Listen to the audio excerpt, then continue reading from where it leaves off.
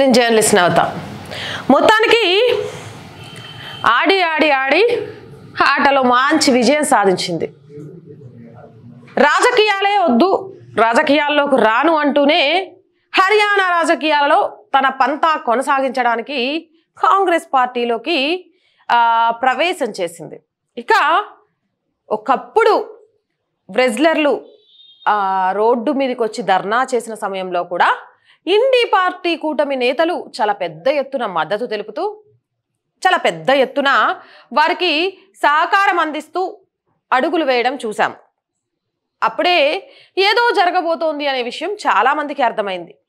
ఈ దేశానికి మెడల్స్ తెచ్చిన వాళ్ళకంటే కూడా ఓడిపోయిన ఈ వినేష్ ఫోగట్కి సంబంధించి భారీ ర్యాలీతో చాలా గొప్పగా ఆహ్వానం పలికినప్పుడే ముందు రాజకీయ అరంగేట్రం జరగబోతుంది అనే విషయం చాలా క్లియర్గా అర్థమైంది. రాజకీయాల్లోకి రావాలంటే రావచ్చు, దానికి ఎవరికి అభ్యంతరం లేదు. కానీ కళ్ళబొల్లి ఏడుపులతోటి, కళ్ళబొల్లి మాటలతోటి తనకు బీజేపీ మోదీ అన్యాయం చేశాడు అని ప్రజల్లోకి తీసుకువెళ్లే విధంగా, తన ఓటమికి కారణం కూడా బీజేపీ మోదీ అనే విధంగా కాంగ్రెస్తో పాటు కొంత సోషల్ మీడియా ఇన్ఫ్లుయెన్స్ తోటి చెప్పించిన తర్వాత ఇప్పుడు కాంగ్రెస్ పార్టీలోకి వినేష్ ఫోగట్ అలాగే బజరంగ్ పూనియా ఇద్దరు కూడా కాంగ్రెస్ పార్టీలోకి చేరారు. మనం గతంలో కూడా చెప్పుకున్నాము, వినేష్ ఫోగట్ విషయంలో తన సిస్టర్ బబితా ఫోగట్ చాలా క్లియర్గా మాట్లాడింది. తనకి ఇదేం మొదటిసారి కాదు, గతంలో కూడా వెయిట్ కారణంగా తను రిజెక్ట్ అయింది అనే విషయాన్ని. సో బబితా ఫోగట్ గతంలో బీజేపీలో చేరిన సంగతి మనందరికీ తెలిసిందే. ఇక బబితా ఫోగట్ లోక్సభకు పోటీ చేసి ఓటమి పాలైన సంగతి తెలిసిందే.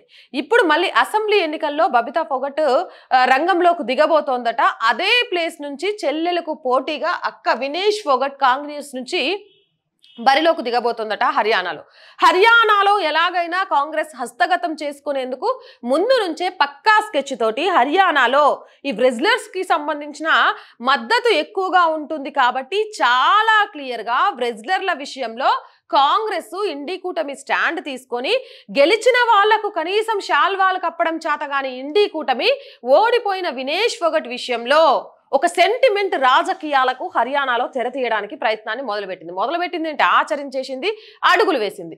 ఎట్టి పరిస్థితిలో ఈసారి హర్యానాలో తమదైన శైలిలో ఉచితాల హామీనో, అత్యాశలో, లేకపోతే సెంటిమెంట్లో, లేదా మళ్ళీ కులచిచ్చో, లేకపోతే మతాల విద్వేషమో సృష్టించి ఓటు బ్యాంకు రాజకీయాల ద్వారా హర్యానాని హస్తగతం చేసుకోవడానికి శతవిధాలా కాంగ్రెస్ ప్రయత్నం చేస్తోంది.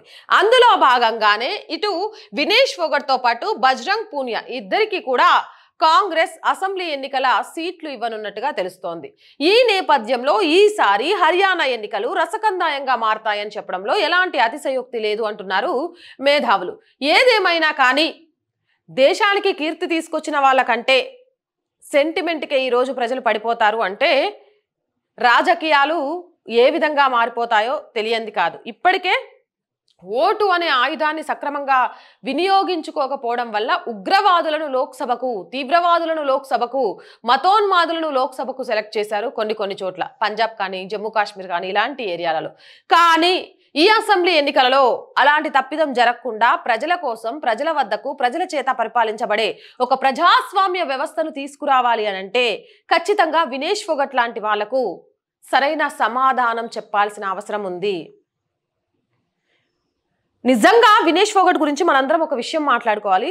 ఎందుకు అనంటే ఆమె చెప్పినట్టు స్పోర్ట్స్ విషయంలో తప్పులు జరగట్లేదా అంటే అస్సలు తప్పులు జరగకుండా ఏ వ్యవస్థ కూడా లేదు. ఆ వ్యవస్థల్లో ప్రక్షాళన జరగాలి. అలాగే తను ఒక రెజ్లర్గా ఓటమి పాలై వచ్చింది. ఎంతోమంది రెజ్లర్లను తయారు చేయొచ్చు, లేదా తన పోరాటాన్ని ముందుకు తీసుకెళ్ళొచ్చు, తను ఎంతోమంది ఆదర్శంగా మారొచ్చు. పడ్డోడెప్పుడు చెడ్డోడు కాదు అని తను ఎక్కడైతే రెజ్లింగ్లో ఓటమి పాలై వచ్చిందో ఆ వెయిట్ని ఎలా మెయింటైన్ చేయాలి, ఏది ఎలా ఉండాలి, ఒకవేళ తమ మీద అసభ్యంగా ఎవరైనా ప్రవర్తిస్తే ఎలా ఎదుర్కోవాలి అని చెబుతూ ఒక రెజ్లర్లకి ఆదర్శంగా ముందుకెళ్ళాలి. కానీ ఫస్ట్ నుంచి కూడా వినేష్ ఫోగట్ రాజకీయాల్లోకి అడుగు పెట్టబోతుంది అని తన ఏమంటారు మాటలను చూస్తే చాలా క్లియర్గా అర్థమయ్యేది. ఎవరైతే క్రీడా శాఖ మంత్రి మీద అభియోగం చేసిందో అదే మంత్రిని తన పెళ్లికి ముందు నాన్నతో, తన కుటుంబంలో జరగబోయే పెళ్లికి నాన్నతో అభివర్ణిస్తూ పిలిచింది. నాన్నకు అభివర్ణించడానికంటే సంవత్సరం ముందే తన మీద లైంగిక వేధింపులు చేయడం, తనని హెరాస్ చేయడం మొదలుపెట్టాడు అనే విషయాన్ని చెప్పింది. మరి ఎవరైనా లైంగిక వేధింపులో హెరాస్ చేస్తే వాళ్ళ నాన్న అని మనం పిలుస్తామా? ఎలా పిలవగలిగింది? అంటే చాలా చాకచక్యంగా తన రాజకీయ భవిష్యత్తు కోసం తన ఆటని, ఆడపిల్ల అనే సెంటిమెంట్ని వాడుకుంది అనేది చాలా మంది అభిప్రాయం. ఏదేమైనా కానీ ఈసారి హర్యానా రాజకీయాలు రసకందాయంగా మారబోతున్నాయి. చూడాలి మరి సెంటిమెంట్ గెలుస్తుందా, ప్రజాస్వామ్యం గెలుస్తుందా అనేది. మీరేమంటారు? కామెంట్ సెక్షన్లో పెట్టేయండి. మోర్ వీడియోస్ కోసం మన ఛానల్ వెంటనే సబ్స్క్రైబ్ చేయండి. నచ్చిందా? లైక్ చేయండి, షేర్ చేయండి, సపోర్ట్ చేయండి. జై భారత్. అండ్ ప్రతిరోజు చెప్తున్న విషయమే మళ్ళీ ఈ రోజు కూడా చెప్తున్నాం.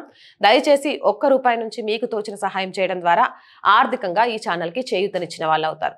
ఆర్థికంగా ఈ ఛానల్ కోసం సపోర్ట్ చేయాలి అనుకునేవారు సబ్స్క్రిప్షన్ పక్కనే జాయిన్ అనే బటన్ ఉంటుంది. 1 to 5 లెవెల్స్ ఉన్న ఏదో ఒక లెవెల్లో సపోర్ట్ చేయండి. స్క్రీన్ మీద గూగుల్ పే, ఫోన్ పేతో పాటు అకౌంట్ డీటెయిల్స్ ఉన్నాయి. అలా అయినా సరే సపోర్ట్ చేయొచ్చు. So please support our channel, subscribe our channel, share our channel, comment our channel. Jai Hind.